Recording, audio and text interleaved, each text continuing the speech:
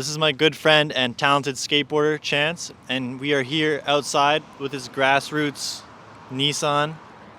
S14 Zenki, 1995. Welcome to the channel, Yeah. Chance. Oh, thank you for having me. Would you like to just sat down? Like, do I go for it? I just want to see.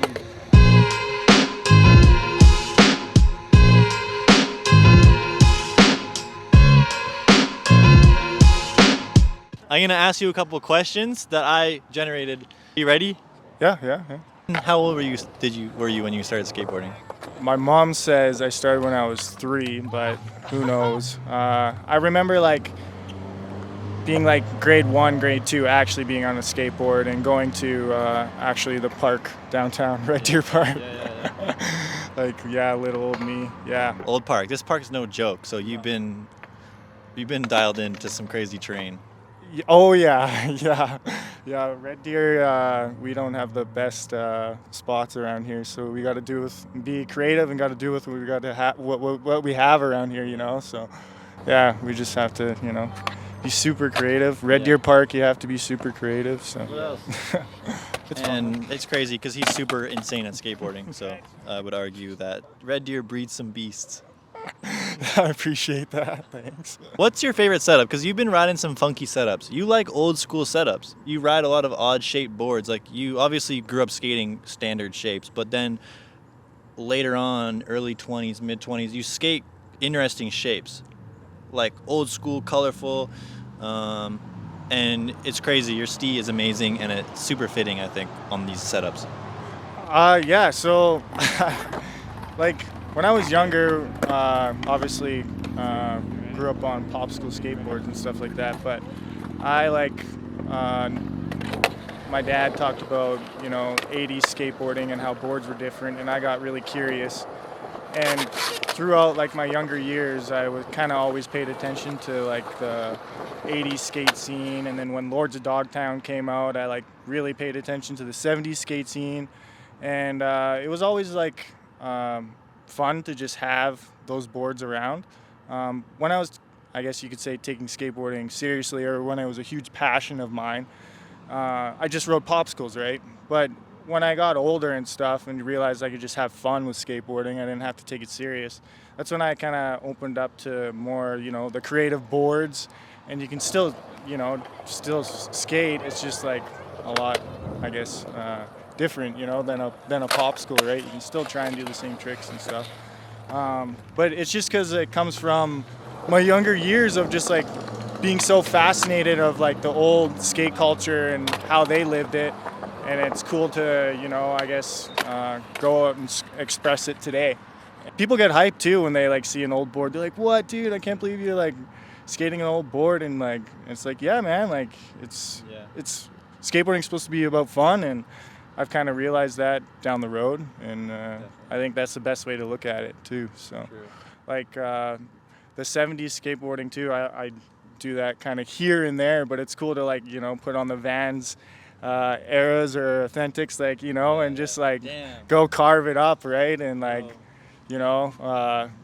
just have a little bit of like inspiration of that style. And you can do that at like the old park too, which is cool. You can just like carve it and like, I don't know, it's fun. That's dope. And to add, I think you're one of the first people I saw like ripping skate highs, which is crazy. I actually forgot about that memory. You like helped me unlock that. That was you. Yeah, and that comes from like the '80s skating, Stacy Peralta. Well, not Stacy Peralta, sorry, but like Tony Hawk and all those Mike McGill and all those Steve Caballero, Lance Mountain. They all kind of like wore skate highs and stuff like that. So it's cool to just like represent that style and try and keep it alive, So yeah. Word. I like to hear that. I like to hear that. It inspires me to have more fun, to be honest with you. Yeah. And just be yourself. So I've had the privilege of watching him build one of his vehicles. What was it, S14 or S13? S13, the red and blue car. Yeah. And he put in work and time, and did it last long? Yeah, it did. I just sold it because I wanted to put more money into this car behind us. So. Oh, really? Getting a sesh on it? Just give one more sesh. I got a bunch of other ones too. All right, let's see. I just want to see you just roll around. So he's put in the work and used the hella tools, and I've seen him during the winter, cold garage with a heater, just working away, and from a skeleton to a driftable car.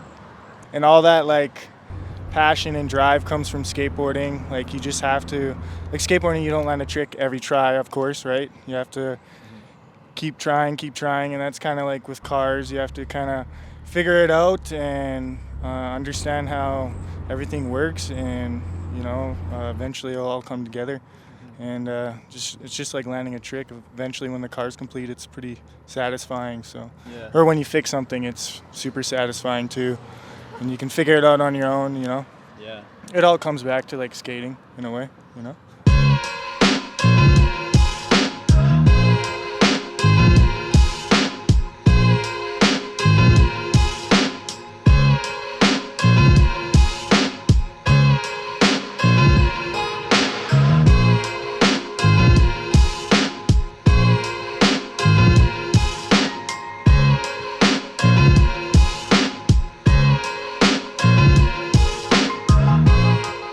Question number 1, when it comes to grassroots racing, what inspired you to start driving?